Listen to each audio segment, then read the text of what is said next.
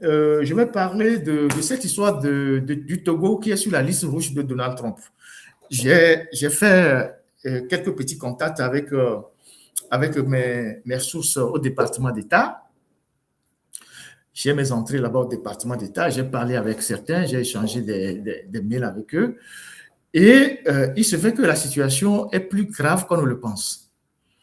La situation, pourquoi on en est arrivé à retrouver le Togo sur cette liste rouge, une liste qui met le Togo comme un État, je ne sais pas, un État dans lequel les choses ne se passent pas normalement. Et donc, des informations que j'ai pu recueillir auprès de ces sources-là, du côté du département d'État, on revient toujours à la même chose que j'ai eu à dire. Dans la dernière période, il y a eu plusieurs Togolais qui sont arrivés aux États-Unis avec des passeports de service. Un flux énorme avec des passeports de service. Et certains même avec des passeports diplomatiques. Et ces gens-là, ils sont arrivés aux États-Unis, parfois avec leur famille, alors que l'objet de leur visite, le type de visa qu'ils ont obtenu, c'est des fonctionnaires, ça ne leur permettait pas de rentrer aux États-Unis et parfois d'aller installer leur famille. Il y a des ministres qui ont installé leur famille aux États-Unis, il y a des députés qui ont installé leur famille aux États-Unis, il y a des sénateurs qui ont installé leur famille aux États-Unis. Et plus grave, ce qui est encore plus grave, des gens sont arrivés aux États-Unis avec le passeport de service et parfois avec des passeports diplomatiques et demandent l'asile. Vous imaginez? Les gens rentrent aux États-Unis avec un passeport de service, c'est-à-dire avec un ordre de mission. Donc, un passeport de service est toujours accompagné d'un ordre de mission. Le passeport diplomatique, c'est pareil. Donc, les gens rentrent aux États-Unis avec un passeport de service. Si tu rentres aux États-Unis avec un passeport de service, ça veut dire que tu n'es pas menacé dans ton pays, tu n'as aucun souci. Si tu rentres aux États-Unis avec un passeport diplomatique, ça veut dire qu'il n'y a aucun problème. Alors, d'où vient que des gens rentrent aux États-Unis avec le passeport de service et ils sont amenés à demander l'asile aux États-Unis. Donc, tout ça a été documenté. Le nombre de personnes qui sont arrivées avec les passeports de service et qui se sont installés aux États-Unis. Certains ont amené leur famille qui les ont installés aux États-Unis. Je n'ai pas envie de citer certains noms ici. Je connais des ministres qui sont à Lomé qui ont envoyé toute leur famille aux États-Unis pendant qu'ils sont encore au gouvernement. Je connais des députés à Lomé qui ont installé toute leur famille aux États-Unis. Je connais même des gens qui ont modifié la Constitution, ils sont partis s'installer aux États-Unis. Et donc, tout ça a été documenté et aujourd'hui, on demande des comptes au gouvernement togolais. Le mois d'août passé, selon mes sources, lorsque le Togo avait été déjà placé dans la première liste, vous vous rappelez qu'il y avait une liste provisoire sur laquelle il y avait déjà le Togo. Donc, pendant le mois d'août passé, le Togo a dépêché des missions aux États-Unis, a fait même du lobbying à Washington. Ils ont payé des cabinets, eux-mêmes ils ont fait des lobbying pour qu'on enlève le nom du Togo sur la liste. Mais tout ça n'a pas marché. Parce que les faits qui sont reprochés à l'État togolais sont d'une extrême gravité. Au lieu de punir les responsables, au lieu de faire une enquête interne au Togo pour déterminer qui sont ceux qui ont délivré ces gens de passeports à des gens, leurs familles, alors que les familles ne sont pas des fonctionnaires pour aller aux États-Unis, le Togo pense que en faisant une démarche de lobbying auprès de Washington, en allant faire la langue mielleuse, on va les sortir de la liste. Ils sont allés au mois d'août. Pendant tout le mois d'août, ils ont fait le lobbying. Ça n'a pas marché. Et les Américains tiennent à ce que cette affaire soit clarifiée. Et, pardon, tous ceux qui sont rentrés avec ce type de passeport, ils vont les rechercher. Leurs familles, ils vont les rechercher.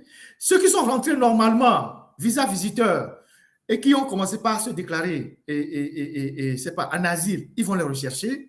Ceux qui ont eu la green card d'une manière ou d'une autre, ils vont aussi les rechercher et ils vont étudier leur cas un à un. Ceux qui doivent être rapatriés, ils vont les rapatrier.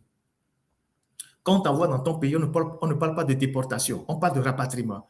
Donc, ils vont les rapatrier. Et déjà, il y a des Togolais qui sont de plus en plus ciblés.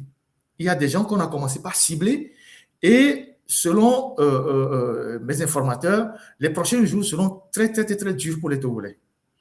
Voilà comment on s'est retrouvé sur cette liste-là.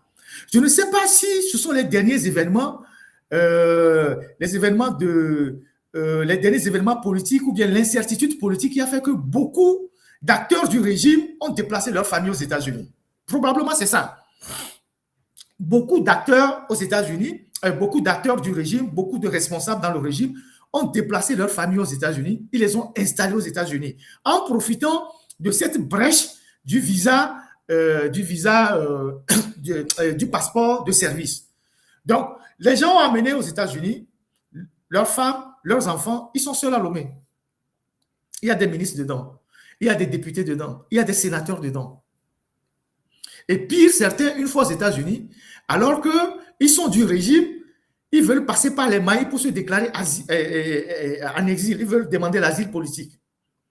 Or, les Américains, ils te jugent selon le type de visa que tu as amené dans le pays. Ils traitent ton dossier selon le type de visa que tu as amené dans le pays. Si tu prends un visa pour...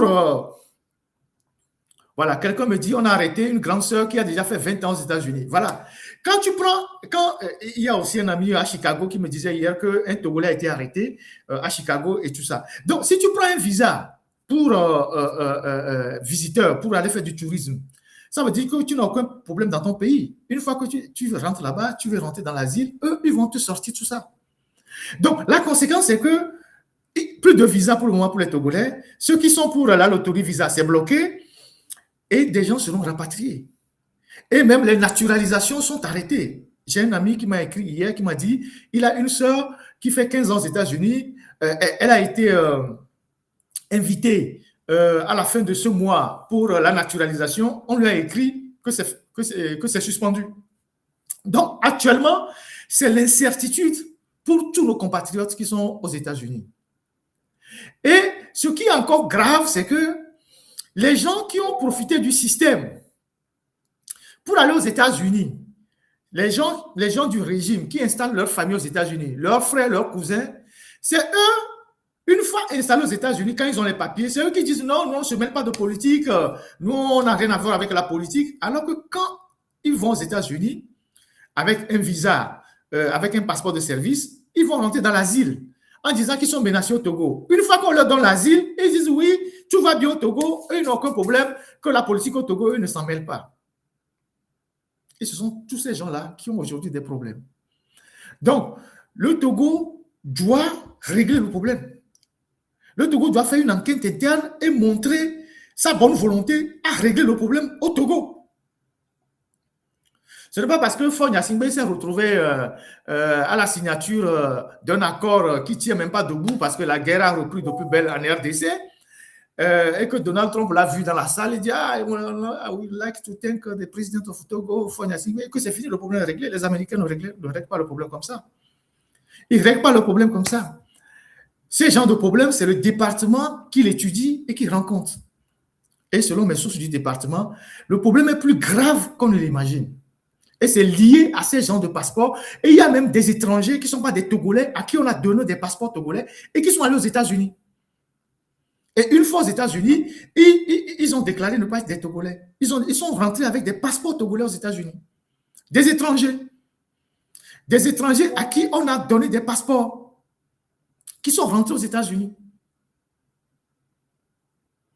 Et les Américains, eux, ils ne blaguent pas avec ça. Ils ne s'amusent pas avec ça. Et donc, ça va être très chaud. Et actuellement, tous les Togolais, à part ceux qui ont la nationalité, c'est eux qui sont sortis d'affaires, tous ceux qui sont dans ces situations de green card, ceux qui sont là pour le moment il y a 2 ans, 3 ans, c'est l'incertitude. Et ils vont les traquer comme ils sont en train de traquer les Somaliens. Parce qu'ils savent les adresses, ils savent là où chacun est. C'est leur territoire, ils maîtrisent, ils connaissent à quelle date tu es rentré, où tu te trouves, qui t'a hébergé, dans quel endroit tu es. Et donc, il y a beaucoup de gens qui vont se retrouver demain dans des problèmes à cause de l'inconséquence de notre régime. Donc, essayons de partager les difficultés de nos frères. Ils vont les rapatrier, pas les déporter. S'ils vont dans leur propre pays, c'est un rapatriement, ce n'est pas une déportation. Donc, ils vont les rapatrier. Et Donald Trump, il a encore 3 ans. Il a encore 3 ans. Il ne fait que 1 an. Il a encore 3 ans.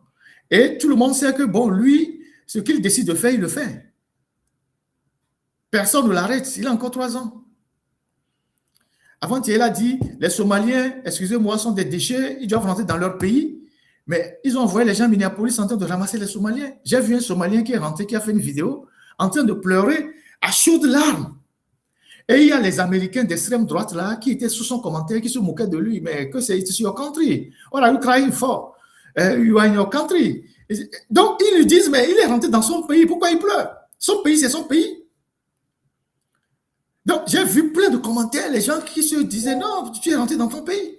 Pourquoi tu pleures? Pourquoi tu pleures de retourner dans ton pays? Alors le gars, il pleurait à chaudes larmes dans la vidéo. Donc c'est pour vous dire que c'est un drame. Actuellement, c'est un drame.